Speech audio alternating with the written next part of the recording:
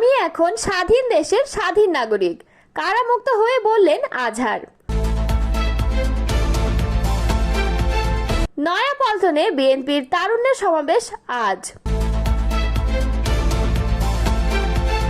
আগে সংস্কার, তারপর বিচার, তারপর নির্বাচন। দুনিয়া কিন্তু এভাবে চলে না। শিবির ছাত্র রাজনীতির পরিবেশকে টক্সিক করে তুলেছে মনে করছেন উমামা। কারামুক্ত হয়ে সংবর্ধনা অনুষ্ঠানে এটিএম আজহারুল ইসলাম। এতক্ষণ শুনছিলেন সংবাদ শিরোনাম, এবারে বিস্তারিত।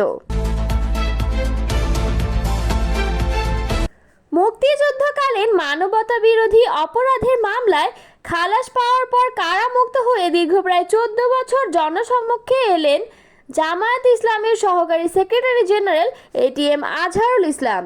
এ সময় তিনি দলের নেতাকর্মীদের উদ্দেশ্যে আবেগঘন বক্তব্য রাখেন। তিনি বলেন, আমি এখন মুক্ত, আমি এখন স্বাধীন, আমি এখন স্বাধীন দেশের একজন স্বাধীন নাগরিক। বুধবার 28 মে সকাল 9:30টায় তিনি বাংলাদেশ মেডিকেল বিশ্ববিদ্যালয় থেকে বের হন। হাসপাতাল গেটেই তাকে অভ্যর্থনা জানান দলীয় নেতাকর্মীরা। এরপর শাহবাগ মোড়ে আয়োজিত এক জনসভায় যোগ দিয়ে তিনি আবেগঘন বক্তব্য দেন। সমাবেশের মঞ্চে দাঁড়িয়ে কান্নাজড়িত কণ্ঠে এটিএম আজহারুল ইসলাম বলেন, প্রায় 14 বছর পর আমি আজ ছাড়া পেলাম, আমি এখন মুক্ত, আমি এখন স্বাধীন, আলহামদুলিল্লাহ। আমি এখন স্বাধীন দেশের একজন স্বাধীন নাগরিক। আল্লাহ যদি তৌফিক দেন, অবশ্যই বাকি জীবন আপনাদের সাথেই থাকবো ইনশাআল্লাহ। তিনি বলেন, এই মুক্তি শুধু আমার নয়, এটি একটি দীর্ঘ লড়াইয়ের ফল। একটি অন্যায় ও রাজনৈতিক উদ্দেশ্য প্রণোদিত মামলায় আমাকে মৃত্যুদণ্ড দেওয়া হয়েছিল, কিন্তু সত্য চিরকাল চাপা থাকে না। আজ সেই সত্য প্রতিষ্ঠিত হয়েছে। আদালতকে ধন্যবাদ জানিয়ে আজহারুল ইসলাম বলেন, আমি সর্বপ্রথম আদালতকে ধন্যবাদ জানাতে চাই। তারা দেশে ন্যায় বিচার প্রতিষ্ঠায় অগ্রণী ভূমিকা পালন করেছেন। তবে এটা সত্য যে এতদিন দেশে ন্যায় বিচার ছিল না। বিচার ব্যবস্থাকে ব্যবহার করা হয়েছে রাজনৈতিক প্রতিহিংসার হাতিয়ার হিসেবে।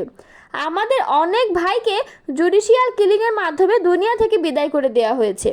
তিনি আরও বলেন, আমার আইনজীবীরা দীর্ঘ সময় ধরে অক্লান্ত পরিশ্রম করেছেন। তারা সঠিক তথ্য, উপাত্ত, দলিল ও যুক্তি উপস্থাপন করে প্রমাণ করেছেন যে এই মামলার কোনো ভিত্তি ছিল না। 36 জুলাইয়ের মহাবিপ্লব ও 5 আগস্টের পতন প্রসঙ্গে তিনি বলেন, আমি বিশেষভাবে ধন্যবাদ জানাতে চাই 36 জুলাইয়ের মহাবিপ্লবীদের, যাদের রক্ত, ঘাম আর আন্দোলনের ফসল আজকের এই মুক্তি। তাদের কারণেই 5 আগস্ট দেশের জনগণ একটি অত্যাচারী স্বৈরশাসকের পতন ঘটিয়েছে। তিনি আরও বলেন, যারা 15 বছর ধরে রাজপথে নিজেদের রক্ত ঢেলে জনগণের ঘাড়ে চেপে বসা একদলীয় শাসনের অবসান ঘটিয়েছেন, তাদের শাহাদাতের সর্বোচ্চ মর্যাদা কামনা করি। এই রক্ত কখনো বৃথা যাবে না। এই আত্মত্যাগই বাংলাদেশের ভবিষ্যতের জন্য আলোর পথ দেখাবে।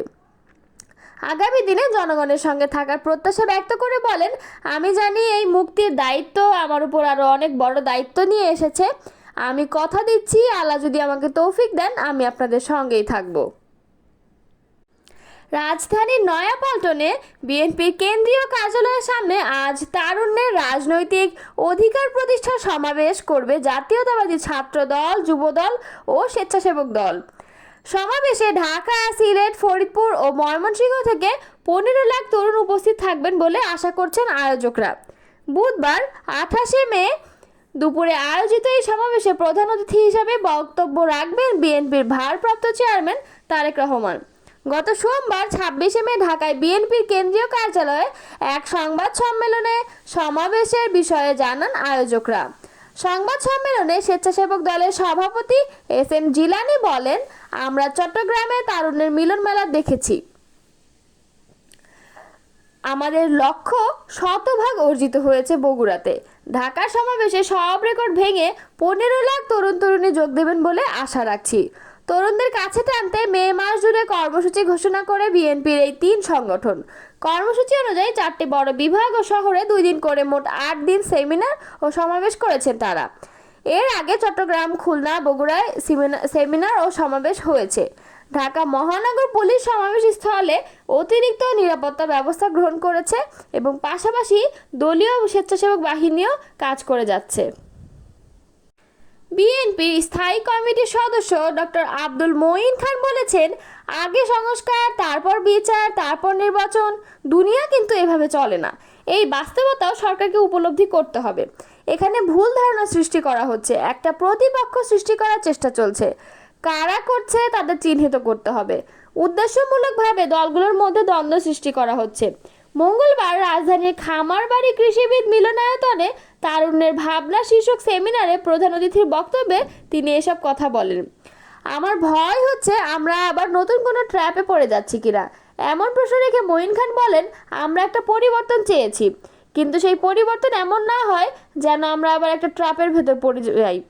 আমরা দুনিয়ায় সব সমস্যা সমাধান করতে চাচ্ছি, কিন্তু অন্তর্বর্তী সরকার কোনো পরশ পাথর নয় যে ছুঁয়ে দিলেই সব সমস্যার সমাধান হয়ে যাবে। এটা সহজ নয়। বিএনপি স্থায়ী কমিটির এই সদস্য বলেন, রাজনীতির গতি প্রকৃতি বিচিত্র। প্রত্যেক রাজনীতিকের নৈতিক দায়বদ্ধতা থাকতে হবে। প্রতি 5 বছর পর জনগণের কাছে পরীক্ষা দিতে হয়। আওয়ামী লীগ মুখে গণতন্ত্র বলেছিল আর কাজে করেছিল স্বৈরতন্ত্র। বিগত সময়ে প্রহসনের নির্বাচনের নামে এমপি মন্ত্রী হয়ে সংসদকে নাট্যশালায় পরিণত করেছিল। এভাবে রাজনীতি হয় না, হবে না।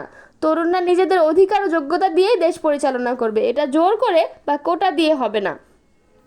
মঈন খান বলেন, জুলাই গণ অভ্যুত্থানে তারুণ্য শক্তি দেখেছিলাম, রাজপথে রক্ত ঢেলে দিয়েছিল। আজকে সেই তরুণরা কোথায়, কি করছে? 5 আগস্টের পরবর্তী বাংলাদেশ, আজকের বাংলাদেশ সম্পূর্ণ আলাদা ছিল।